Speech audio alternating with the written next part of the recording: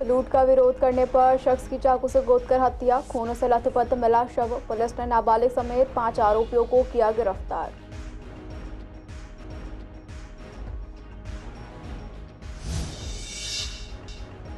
खाने पीने के सामान पर महंगाई की मार, आटा और तेल समेत कई चीजों की कीमत में हुई बढ़ोतरी। दुकानदारों ने कहा, महंगाई बढ़ने से सेल हो जाती है कम।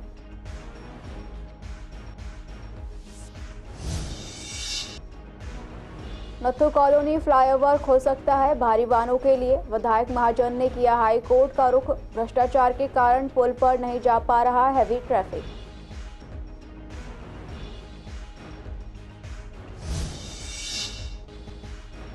शाहदरा नॉर्थ जोन में अतिक्रमण के खिलाफ बड़ी कार्रवाई, 1.5 किलोमीटर क्षेत्र से हटाया अतिक्रमण रोकने के लिए सख्त निर्देश जारी।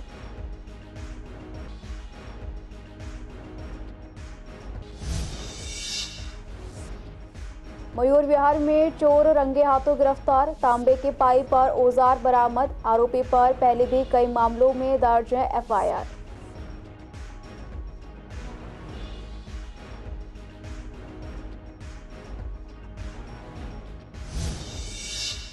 नमस्कार, सीसीएन देख रहे हैं आप। मैं हूं आपके साथ दुर्गा शर्मा। आप सभी का स्वागत है हमारे खास कार्यक्रम पूर्वी दिल्ली खास में। बुलेटिन की शुरुआत करेंगे पूर्वी दिल्ली की कुछ अहम खबरों के साथ। उत्तर पूर्वी दिल्ली के हर्ष विहार इलाके में लूटपाट का विरोध करने पर शख्स की चाकू से गोदकर हत्या कर दी गई। पुलिस ने हत्या में शामिल एक नाबालिग सहित 5 आरोपियों को पकड़ लिया है। उत्तर पूर्वी दिल्ली के डीसीपी राकेश पावरिया ने बताया कि गिरफ्तार आरोपी की पहचान हर्ष, राजीव, ऋतिक और शिवम के तौर पर हुई है, जबकि 5वां आरोपी नाबालिग है और उसकी उम्र 17 साल है। डीसीपी ने बताया कि सोमवार रात हर्ष विहार इलाके में सड़क किनारे एक युवक का शव मिला था। शव की पहचान हर्ष विहार निवासी 31 साल के अजय के तौर पर हुई। हत्या का मुकदमा दर्ज कर जांच शुरू की गई। आसपास लगे सीसीटीवी फुटेज के आधार पर एक नाबालिग सहित 5 आरोपियों को पकड़ लिया गया। आरोपियों ने बताया कि वो लोग शराब पी रहे थे और उन्हें ज्यादा शराब पीने का मन कर रहा था, लेकिन उनके पास पैसे नहीं थे। वो सड़क पर जा रहे अजय के साथ लूटपाट करने लगे और उसने विरोध किया तो उसकी चाकू से गोदकर हत्या कर दी और फरार हो गए। सब्जियों के बढ़ते दामों के बीच अब आटा, मैदा, ब्रेड, रिफाइंड तेल और दूसरे खाद्य पदार्थों की बढ़ोतरी से लोगों के घर का बजट बिगड़ने लगा है। आटे के 10 किलो के पैकेट में 20 से 30 रुपए का फर्क देखने को मिल रहा है। वहीं तेल में भी 15 से 20 रुपए की बढ़ोतरी दर्ज की गई। इसी को लेकर हमने दुकानदारों से बात की। उन्होंने बताया कि जो तेल 140 रुपए लीटर मिल रहा था वो अब 160 रुपए लीटर मिल रहा है और आटा 40 से 50 रुपए किलो के बीच मिल रहा है। इसके अलावा मैदा में भी 5 से 10 रुपए की बढ़ोतरी दर्ज की गई है, जिसकी वजह से ब्रेड के रेट भी बढ़ने लगे हैं। वहीं ब्रेड के रेट 45 से बढ़कर 60 रुपए तक पहुंच गए हैं। ग्राहक भी बढ़ती महंगाई से परेशान है। ग्राहकों ने बताया कि त्योहार के बाद भी दामों में कमी नहीं आई है। आज प्याज 70 रुपए किलो तक मिल रहा है। किचन का पूरा सामान महंगा है, फिर चाहे सब्जियां हो या आटा दाल, जो एक मिडिल क्लास परिवार की जेब ढीली कर रहा है। वहीं दुकानदार भी मानते हैं कि महंगाई बढ़ने से सेल काफी कम हो जाती है। पहले तेल का रेट 130 रुपये बोतल था, अब 170 रुपये बोतल हो गया। अच्छा। कनोडिया हुआ, फॉर्च्यून हुआ, नेचर फ्रेश हुआ, पी ब्रांड हुए, और जो लोकल तेल हैं वो जो 120 रुपये के थे वो 160 रुपये के हो गए। अच्छा, तो मतलब काफ़ी फ़र्क हो गया। रिफाइंड वगैरह भी काफ़ी तेज़ हो गए हैं। रिफाइंड का क्या रेट मिल रहा है 1 किलो के दरबार? 150 रुपये का है फॉर्च्यून का, लेकिन आज की तारीख में घर में 160 रुपये का पड़ेगा। तो देसी घी में भी फर्क है? देसी घी में भी 10 रुपये बढ़ा है, उसमें कोई ऐसा विशेष फ़र्क नहीं है, लेकिन सबसे ज़्यादा तेज़ी जो है तेलों में और रिफाइंडों में। लेकिन अभी दिवाली के टाइम पे भी रेट बढ़े, उसके बाद नहीं, वो रेट बढ़े हैं क्या है? दिवाली पे जो रेट बढ़े थे वही बढ़े हुए चल रहे हैं, वही रेट चल रहे हैं। दिवाली के बाद कोई इंक्रीज नहीं हुआ। और लग रही है कि आगे आने वाले समय में कम होगा या नहीं होगा? होली के बाद कम होना चाहिए। होली के बाद जब फसल आ जाती है इसकी तब कुछ कम हो जाना चाहिए। मतलब अभी लंबा इंतजार करना पड़ेगा? हाँ, अभी 4 महीने कम से कम इंतजार करना पड़ेगा। लगता है इस तरीके से रेट इतने ज़्यादा बढ़ते हैं? ये किसानों को जो इन्होंने पैसा दिया है ना जी, जो रेट बढ़ाए हैं किसानों की फसलों के, उसका इम्पैक्ट है। बस दिवाली से पहले तेलों में भी काफ़ी पैसे इंक्रीज़ हुए हैं, कम से कम 20-30 रुपये लीटर बढ़ गए हैं। पर अब ये ग्राहकी कम होने का कारण है ये क्या, मतलब पीछे से 3-4 रुपये लीटर का मंदा भी है। पर हाँ, अब इतना भी नहीं कह सकते कि बहुत वापसी में ही रेट आ गए, वापसी नहीं आया, पर रेट में सारे बढ़े हुए हैं। कितना रेट था पहले सरसों के तेल का और अभी क्या रेट हो गया? पहले से कनौड़िया का तेल था 120 रुपये लीटर सेल हो रहा था, अब आज 160-165 ऐसे सेल हो रहा है बाज़ार में। तो फर्क पड़ता है इन चीज़ का शॉप पे, मतलब दुकानदारी कम हो? नहीं, बिल्कुल फ़र्क तो पड़ना ही है। थोड़ी महंगाई अगर बढ़ेगी तो लोगों के बजट सारे हिलते हैं, ख़राब होते हैं, तो उसमें लोग बाग अपना कम ले आते हैं। जैसे 5 लीटर चाहिए वो 2 लीटर ले गया, किसी 1 लीटर ले गया अपना। बाकी डेली यूज़ वाली आइटम है तो इस्तेमाल तो होनी है। देसी घी और जो रिफाइंड तेल है उसके भी रेट बढ़े हैं क्या? देसी घी में भी तेज़ी है 5-10 रुपये लीटर की पहले के मुकाबले, और रिफाइंड भी काफ़ी तेज़ हुए हैं। पड़ा है 25 रुपये करीब डिफरेंस आ गया है पहले से। बाकी दालों के भी रेट, पहले खैर अरहर की दाल वगैरह काफ़ी तेज़ थी, अब थोड़ा सा हुए हैं कम। तो बाकी इनको ही ज़्यादा पता होगा, रेट तो सबसे ज़्यादा। आप लोग तो खरीद रहे हैं, तो जो घर का बजट होता है नहीं तो 2-3 हज़ार का बजट है, तो क्या 5-6 हज़ार तक पहुँच गया? नहीं, 5-6 तो खरीदना तो नहीं बढ़ा कि डबल तक नहीं पहुंचा है, लेकिन हाँ रेट बढ़ गया। ये मान के चलिए कि 20% 25% बढ़ गया। वो बजट तो बिगड़ा है ही, जहाँ पे रिफाइंड पे ही कम से कम 25-30 रुपये के आसपास तो बढ़ा है। तो सारा ही चीज़ों पे बढ़े हैं रेट्स वगैरह तो, और बजट तो आटे पे भी बढ़ गया, आटे पे भी काफ़ी बढ़ गया है। जहाँ पे आटे पे भी ये समझ लीजिए कि पर केजी में जो है 7-8 रुपये के आसपास बढ़ गया है।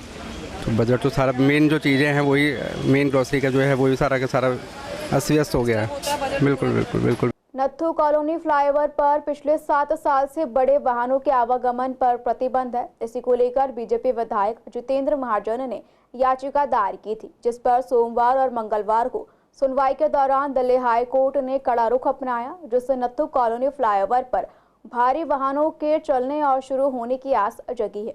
इसी को लेकर सीसीएन संवाददाता ने विजेंद्र गुप्ता से बात की। उन्होंने बताया कि फ्लाईओवर का निर्माण साल 2015 में किया गया था। उन्होंने दिल्ली सरकार पर भ्रष्टाचार का आरोप लगाया, जिसके बाद स्थानीय विधायक जितेंद्र महाजन ने भ्रष्टाचार का उदाहरण बताते हुए अदालत में याचिका दायर की थी। उन्होंने तर्क दिया कि फ्लाईओवर का निर्माण साइकिल, रिक्शा और स्कूटर के लिए नहीं, बल्कि भारी वाहनों के लिए किया गया था।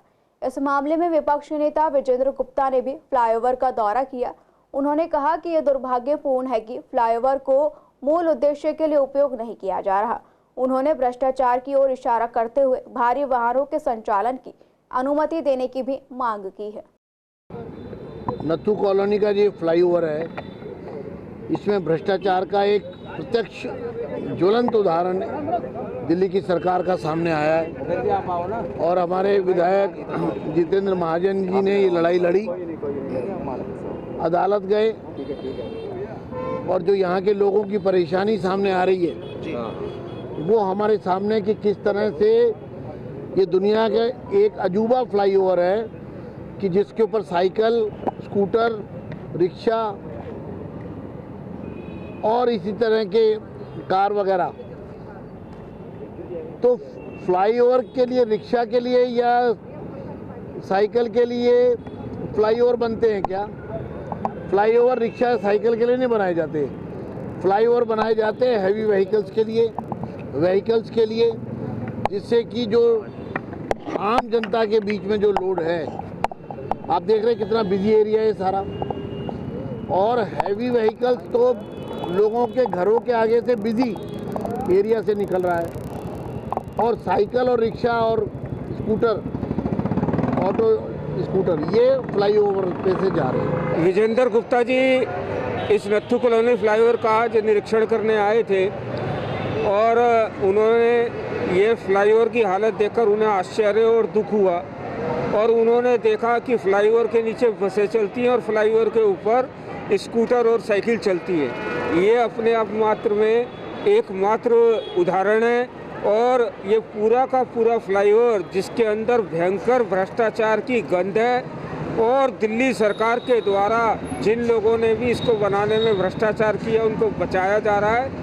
इसके ऊपर विजेंद्र गुप्ता जी ने दुख प्रकट किया, और विजेंद्र गुप्ता जी ने क्षेत्र की जनता को यह आश्वासन दिया कि भ्रष्टाचारियों पर कार्रवाई करवाने के लिए इस मुद्दे को आगामी सत्र में जोर शोर से उठाया जाएगा। शाहदरा नॉर्थ जोन के उपायुक्त कर्नल विनोद अत्री ने मार्गदर्शन में एमसीडी जनरल ब्रांच ने आरपी सेल, स्वास्थ्य विभाग, जेई मेंटेनेंस और दिल्ली पुलिस के सहयोग से अतिक्रमण हटाने का अभियान चलाया। इस संयुक्त कार्रवाई के तहत वार्ड 246 खजूरी खास से राजीव नगर तक करीब 1.5 किलोमीटर क्षेत्र में अस्थायी अतिक्रमण जेसीबी और ट्रक की मदद से हटाया गया। स्थानीय लोगों की शिकायतों के बाद इस अभियान को अंजाम दिया गया। उपायुक्त ने स्पष्ट निर्देश दिए हैं कि इस क्षेत्र में दोबारा अतिक्रमण ना हो। इसके लिए संबंधित लाइसेंसिंग अधिकारियों और पुलिस को सतर्क रहने के लिए कहा गया। शादरा नॉर्थ जोन में इस तरह की कार्रवाई आगे भी जारी रहेगी। पूर्व दिल्ली के थाना मयूर विहार पुलिस ने एक शातिर और कुख्यात चोर को गिरफ्तार किया। आरोपी त्रिलोकपुरी निवासी शैंकी को पॉकेट 1 मयूर विहार फेज 1 में एसी यूनिट के तांबे के पाइप चोरी करते हुए रंगे हाथों पकड़ा गया। पुलिस की टीम, जिसमें sub inspector Azad Singh Malik, head constable Upendra और हेड कांस्टेबल प्रशांत नैन शामिल थे। स्थानीय निवासियों की मदद से यह सफलता हासिल की गई। पुलिस से पूछताछ में शैंकी ने नशे की लत के कारण कई चोरी की वारदात को अंजाम देने की बात कबूली। उसके पास से चोरी किए गए तांबे के पाइप, एक बैग और चोरी में इस्तेमाल होने वाला औजार बरामद किया। आरोपी पर पहले भी कई मामलों में एफआईआर दर्ज है और वो कई बार जेल भी जा चुका है। फिलहाल आरोपी को न्यायिक हिरासत में भेज दिया गया है। मामले की जांच जारी है। आनंद विहार से अप्सरा बॉर्डर तक गाजीपुर रोड पर 5.3 किलोमीटर लंबे स्ट्रेच के बीच रामप्रस्थ रघुनाथ मंदिर और विवेक विहार जंक्शन को सिग्नल फ्री बनाने के लिए 1.5 किलोमीटर लंबे फ्लाईओवर का निर्माण जुलाई 2024 में 257 करोड़ रुपए की लागत से पूरा किया जा चुका है। लेकिन यह फ्लाईओवर अभी भी आम जनता के लिए शुरू नहीं हो सका है।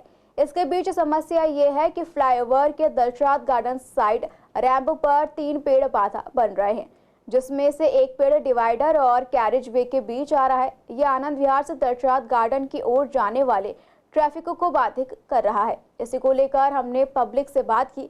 उनका कहना है कि इन पेड़ों के कारण फ्लाईओवर का पूरा लाभ नहीं मिल पा रहा। एक लेन को बंद करना पड़ा, जिससे ट्रैफिक जाम की समस्या बनी हुई है। हाई कोर्ट ने इन पेड़ को काटने की अनुमति देने से इनकार कर दिया, जिससे कि फॉरेस्ट डिपार्टमेंट की कार्यप्रणाली पर सवाल उठ रहे हैं। अब सवाल ये है कि फ्लाईओवर इन पेड़ों के साथ शुरू हो या फिर इस लेन को हमेशा के लिए बंद कर दिया जाएगा। पहले तो कि बिल्कुल भी नहीं था कि मतलब बहुत ज़्यादा जाम लगता था यहाँ पे। अब कम से कम जाम नहीं लग रहा है। क्या वजह क्या, तो जाम नहीं लग रहा? रोड चौड़ा हो गया थोड़ा और ज़्यादा? हाँ, रोड पहले से जोड़ा हो गया। मैं तो बहुत खुश था जिस दिन ये फर्स्ट मैंने देखा फ्लाईओवर बन गया है हालत। मैं तो बहुत खुश हुआ था। मैंने अपने सारे फ्रेंड्स को भी बताया कि भाई फ्लाईओवर स्टार्ट हो गया। अब तो मेरा वहाँ से दिशा गार्डन से लेकर यहाँ डेली आना होता है। कभी आनंद विहार निकलना होता है, कभी मेरे को यहाँ पे क्रॉस रिवर साइड जाना होता है। फ्लाईओवर क्या यूज़ कर पा रही है पब्लिक? बहुत ज़्यादा फ्लाईओवर यूज़ हो रहा है। आप एक बार उस साइड कोने पे जाकर देखिए, आपको मिलेगा सारा का सारा क्राउड ऊपर पहुँच गया। अब तो पहले तो सारा क्राउड नीचे आता था, अब सारा ऊपर से निकल जा रहा है डायरेक्ट वहाँ पे। क्या जो पेड़ लगे हुए बीच बीच में वो देखे आपने? हाँ बिल्कुल, पेड़ देखे। उसकी वजह से ये वाला वे बंद है। ठीक है, एक वे बंद है वाला, एक वे खोल रखा है उस साइड से। यहाँ पर भी आप देख रहे हो काम रोक दिया गया है। हाँ, ये बस जल्दी से दिन को सॉर्ट आउट हो जाना चाहिए। इस कारण से क्या हमें वो बेनिफिट मिल जाएंगे। और जो ट्रैफिक यहाँ पे थी वो तो ख़त्म हो चुकी है। और ये अपना रामप्रस्थ और आनंद विहार के बीच का फ्लाईओवर है, जो अपना दिलशाद गार्डन और आनंद विहार को कनेक्ट करता है। क्या फ़ायदा क्या था इसका? फ़ायदा यहाँ पे ये है कि पहले बहुत ज़्यादा ट्रैफिक जाम होती थी यहाँ पे, वो ट्रैफिक बिल्कुल ख़त्म हो गई है। हाँ, तो आप देख ही रहे हैं, बिल्कुल आराम से जाते, बंदा आराम से आते हैं। लेकिन पहले बहुत ज़्यादा ट्रैफिक हुआ करता था यहाँ पे। जो एक लाइन बंद किया हुआ पेड़ की वजह से। हाँ, वो लाइन बंद है, राइट हैंड का उधर का बंद है, मैंने देखा है। लेकिन हो सकता है वो जल्दी चालू हो जाए। अब ये नहीं पता है किस लिए बंद किया हुआ उन्होंने। यहाँ पर भी एक पेड़ आप देख रहे होंगे, ट्रैक तो आ रहा है लेकिन पेड़ बीच पर टकरा है। हो सकता है अभी इनका काम पूरा ना हुआ हो, इसलिए इन्होंने पेड़ को हटाया नहीं है। अब हो सकता है या क्या पता इनको दूसरी जगह शिफ्ट करना हो, ऐसा भी कुछ होता होगा कि पेड़ दूसरी। फ्लाईओवर के ऊपर तो प्रॉब्लम बनती है, स्पीड उठती है लोगों की पेड़ की वजह से। नहीं, ऊपर कोई प्रॉब्लम। अप्सरा बॉर्डर से आनंद विहार तक के लिए 3 लेन यहाँ पर जो फ्लाईओवर का निर्माण किया गया था, जिसका काम जुलाई 2024 में पूरा किया जा चुका है। लेकिन अभी तक आम पब्लिक के लिए ये फ्लाईओवर खोला नहीं गया है। आपको दिखाना चाहूँगी यहाँ पर जो पेड़ हैं वो किस तरीके से फंस रहे हैं इस फ्लाईओवर को शुरुआत करने में। यहाँ आपको दिखाना चाहूँगी जहाँ पर मैं मौजूद हूँ अभी, ये पेड़ ऐसा ही एक पेड़ है यहाँ पर मौजूद है। साथ ही साथ 2 पेड़ और भी हैं जो कि इस फ्लाईओवर को शुरुआत करने में कहीं ना कहीं बाधा साबित हो रहे हैं। हाल ही में हाई कोर्ट ने अभी इस पर रोक लगा दी गई है, क्योंकि जो फॉरेस्ट डिपार्टमेंट है उन्होंने पहले जानकारी पूरी नहीं ली और पेड़ को नहीं हटाया गया, और अब भी हाई कोर्ट ने साफ मना कर दिया गया है कि इस पेड़ों को काटा जाएगा। इसलिए ये देखने वाली बात होगी कि ये पुल जो है, ये फ्लाईओवर जो बनाया गया है, ये आम पब्लिक के लिए कब शुरू होगा, कब जो है यहाँ पर ट्रैफिक चल सकेगा। और जिस उम्मीद से इस फ्लाईओवर का निर्माण किया गया था, आपको दिखाना चाहूँगी कि ये रोड है, यहाँ पर लगातार जो है ट्रैफिक की आवाजाही रहती है, यहाँ पर जाम बहुत लंबा लगता है। हालांकि अभी काफ़ी चौड़ा ये रोड हो चुका है, लेकिन अभी भी जो जाम है वो यहाँ पर लगता है मॉर्निंग आवर्स और इवनिंग, यानी कि जो ऑफिस टाइम्स होते हैं वहाँ पे सबसे ज़्यादा जाम लगता है। इसी जाम से लोगों को निजात दिलाने के लिए इस फ्लाईओवर का निर्माण किया गया था, लेकिन सिर्फ अब एक आस उन लोगों के मन में लगी हुई है कि कब इस फ्लाईओवर को आम पब्लिक के लिए शुरू किया जाएगा, क्योंकि डिपार्टमेंट ने पेड़ काटने से मना किया है। तो यानी कि या तो PWD को ये फ्लाईओवर इन पेड़ों के साथ ही शुरू करना होगा, या फिर इन पेड़ों के ना काटने की वजह से इस फ्लाईओवर का जो काम है और जो भी शुरुआत है वो रोक दी जाएगी। कैमरा पर्सन महेंद्र बोरा के साथ सोनिया शर्मा, CCN। बेगुनाहों को इंसाफ दिलाने में वकीलों की भूमिका अहम होती है, लेकिन वकीलों के साथ आए दिन होने वाली मारपीट और उत्पीड़न के मामलों ने खुद उन्हें न्याय की मांग करने पर मजबूर कर दिया है। इसी को लेकर कटकड़मा कोर्ट के वकीलों ने विरोध प्रदर्शन किया और सरकार से एडवोकेट प्रोटेक्शन एक्ट लागू करने की मांग की। वकीलों का कहना है कि उनके साथ हो रहे हमले और झगड़े अब आम बात हो गई है। ऐसे में उनकी सुरक्षा के लिए एडवोकेट प्रोटेक्शन एक्ट लाना बेहद जरूरी है। इनमें तकरीबन 5 वकील हैं जो भूख हड़ताल पर बैठे हैं। आपको बता दें कि अभी तक केवल राजस्थान में ही एडवोकेट प्रोटेक्शन एक्ट लागू किया गया है। हमारी जो मांग नहीं मानी जाएगी तो हम लोग 26 नवंबर से यहाँ पे भूख हड़ताल में बैठेंगे, और ये भूख हड़ताल का जो विषय है एडवोकेट प्रोटेक्शन एक्ट लागू करने के लिए, क्योंकि जो अधिवक्ता होता है वो 2 व्यक्तियों के बीच का वो अपना वो झगड़ा उनके ऊपर मोल लेता है, तथा वो घर से चैम्बर आता है या चैम्बर से कोर्ट जाता है, इस कोर्ट से दूसरे कोर्ट में जाता है, लेकिन उसका अगर कुछ ऊंच नीच हो जाता है आते जाते रास्ते में तो कोई सुनने वाला नहीं है। बार को भी इंटीमेशन दे रखी है, डीजे को दे रखी है, PM साहब को भी दे रखी है, हाई कोर्ट तक भी दे रखी है। अभी तक कोई ने एक बार भी पूछने नहीं आया कि कंडीशन क्या है। 2 घंटे पहले हमने एम्बुलेंस को फ़ोन किया था, कुछ लोग नीचे से जूनियर भेज दिए गए थे। 2 जने का BP इतना हाई लेवल है कि पैनिक अटैक भी आ सकता है। उन्होंने बोला कि एडमिट करना है, पर ये एडमिट होने के लिए जाने के हम चाह रहे हैं कि डॉक्टर यहीं आके चेक करें, क्योंकि हम भूख हड़ताल पे बैठे हैं। मैडम मोस्टली भी रिसेंटली जो घटनाएं हुई, जिसके अंदर अभी हुसूर कोर्ट के बाहर, हुसूर कोर्ट डिस्ट्रिक्ट कोर्ट के बाहर तमिलनाडु में एक एडवोकेट का बड़ी निर्मम हत्या की गई। उससे पहले गाजियाबाद कोर्ट के अंदर आपने देखा होगा कि डिस्ट्रिक्ट जज ने लाठीचार्ज का ऑर्डर दे दिया। उससे पहले MS पार्क थाने के अंदर पुलिस वालों ने एक एडवोकेट को थाने के अंदर सरेआम पीटा। ऐसी बहुत सारी छिटपुट घटनाएं हैं जो बहुत ही विकराल रूप लेती जा रही हैं, और हम एडवोकेट जो कि न्याय दुनिया को दिलाते हैं, आज हम ही अपनी सुरक्षा को लेकर बड़ी चिंतित हैं। हालांकि एडवोकेट प्रोटेक्शन एक्ट का बिल BCI ने तैयार करके 2023 के अंदर भेजा था, लेकिन वो सरकार के बड़े ढीले रवैये के कारण वो आज तक भी लागू नहीं हो सका, आज तक भी इम्प्लीमेंटेशन उसका नहीं हो सका। हम यहाँ सिर्फ अपने लिए नहीं बैठे हैं, हम पूरे अपने एडवोकेट कौम के लिए बैठे हैं, सिर्फ दिल्ली के लिए, पूरे देश के लिए बैठे हैं। अगर आज हमारी दिल्ली जैसे दिल्ली एक इंडिया का कैपिटल है, अगर यहाँ पे एडवोकेट प्रोटेक्शन एक्ट लागू नहीं होगा तो कहाँ होगा? जहाँ पे डिस्ट्रिक्ट कोर्ट है, सुप्रीम कोर्ट है, सारी नेशनल कोर्ट्स दिल्ली के अंदर हैं। यहाँ पे करोड़ों लोग यहाँ पे आते हैं, बाहर से पढ़ने आते हैं कि हम एडवोकेट दिल्ली में बनेंगे। यहाँ पे लोगों के ऊपर अत्याचार होते हैं, लाठीचार्ज होती है। हम किसी क्रिमिनल का केस अगर डील करते हैं तो क्रिमिनल दूसरा हमारे ऑपोजिट हो जाता है और हम पे अटैक करवाता है। यहाँ पे एडवोकेट की सेफ्टी बिल्कुल भी नहीं है, ना एडवोकेट की सेफ्टी है, ना उनके घर वालों की सेफ्टी है। अगर हमें कोई मार दे तो उसकी कोई सुनवाई नहीं है। एडवोकेट बेचारा कोर्ट में भी परेशान, थाने में भी परेशान, घर में भी परेशान, पड़ोस में भी परेशान।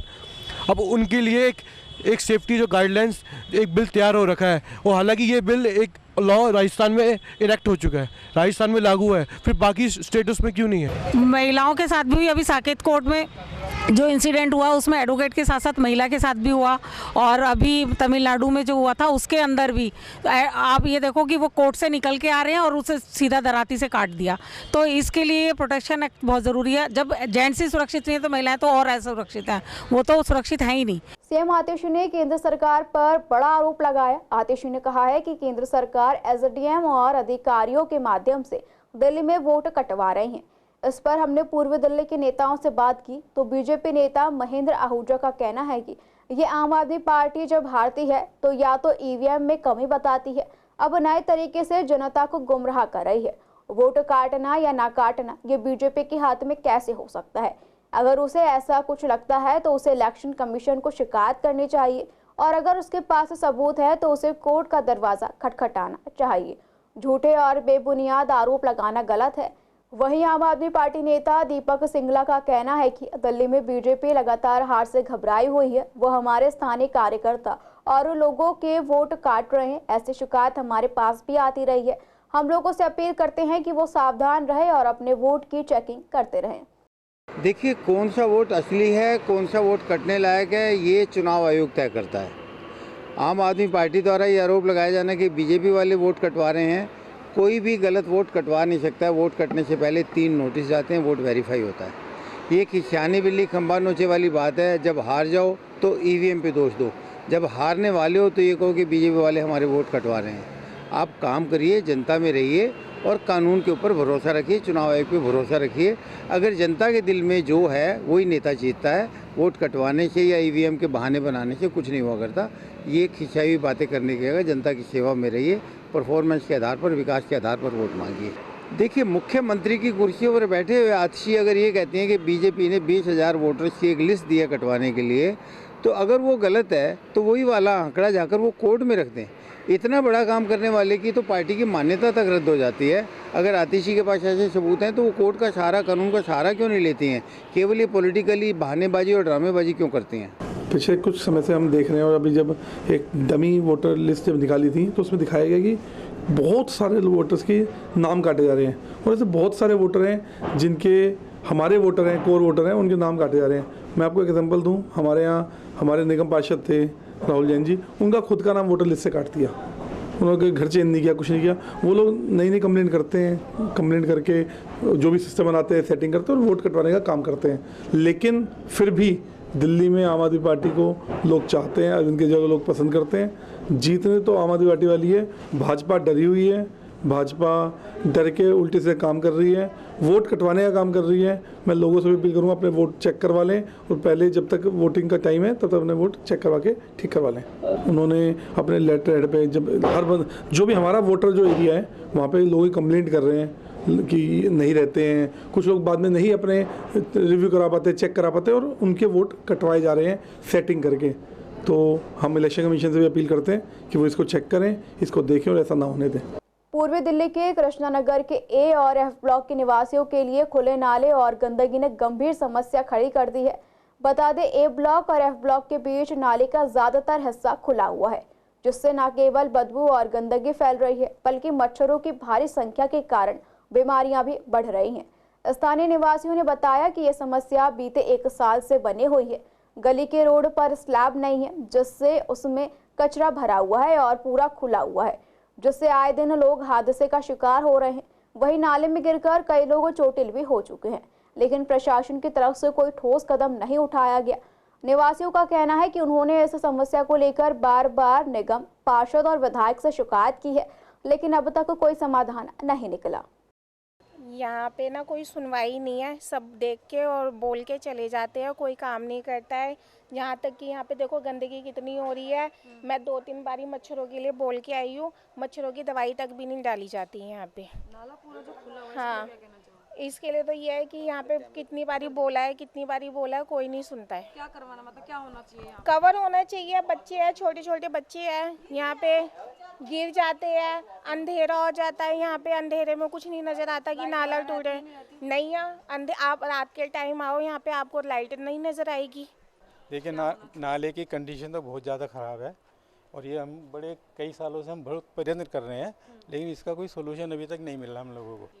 क्लियर नहीं है। पीडब्ल्यूडी का डिपार्टमेंट आता है ये, और पीडब्ल्यूडी वाले भी कई बार आनाकानी कर देते हैं, कंप्लेंट पे कंप्लेंट होते हैं। इसकी कई बार सर्वे हो गई, कई बार इसका वेरिफिकेशन भी हो गया, लेकिन कुछ स्मेल बहुत ज़्यादा है, बहुत है। तो स्कूटर कई बार रात को डेंगू भी फैलता है। दूसरी बात, यहाँ रात को स्कूटर वाले हैं, मैगी सर्विस करने वाले, इसमें गिरते हैं। कई बार गिर चुके हैं, हमने खुद उठवाया, निकलवाया। का सर्वे हो चुका है, कई बार इस पे बग्गा जी को भी बुला चुके हैं, सबको बुला चुके हैं, सब देख देख के जा चुके हैं, और कितने ही सालों से ऐसा ही पड़ा हुआ है, तो अभी तक कुछ नहीं हुआ। और गहरा भी बहुत ज़्यादा है ये, तो बीमारियाँ बढ़ रही हैं। बीमारी बढ़ रही है, नेचुरल है, बीमारी बहुत बढ़ रही है। अभी भी बच्चों को बुखार आया हुआ है। लापरवाही बढ़ती जा रही है कहीं ना कहीं चीज़ों को। लापरवाही है, और जहाँ पर कूड़ा होता है फिर वहाँ पर सभी डाल के जाते हैं, सफाई हो ही नहीं पाती है।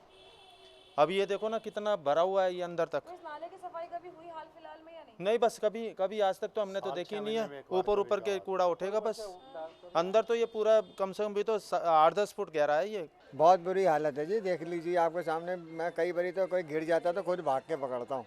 कई लोग गिर चुके हैं। हाँ, मेरे सामने मैंने खुद पकड़े, मेरी खुद तबीयत खराब हो जाती। ये खुला हुआ ऊपर से जितने भी ये जो बदबू आती है सब इधर आती है। मैम बहुत परेशानी होती है, जैसे कि ये होता है कि क्या में नाला टूटा है कि बगल से भी अगर बरसात होती है ना तो पूरे ऐसा पानी नाला ऊपर से उफन के पानी जा रहा है। कई बार कंप्लेन करने पर भी कोई वो नहीं है कि क्या नाम है कोई वो करे कि क्या नाम है इसका कार्रवाई की जाए। बिल्कुल पास में सब बिल्कुल डर लगता है मैम कि ऐसा ना हो कहीं कि बरसात इतनी तरह से हो जाए कि क्या नाम है बरसात की ये इधर से लेकर कहीं नीचे न चला है। इस तरह से परेशानी ये 1 साल हो रहा है मैम, धीरे धीरे 1 साल हो रहा है। नाले की हालत तो सही है, पर जो ये काम दिया ना तो आज की उसमें दिया। क्या? आज हमें काम दिया तो हमने काम छेड़ा। क्या काम दिया आपको यहाँ पे? ये इसकी कवर करने का। आज दफ्तर से हमें कही कि भाई आप वहाँ काम करो।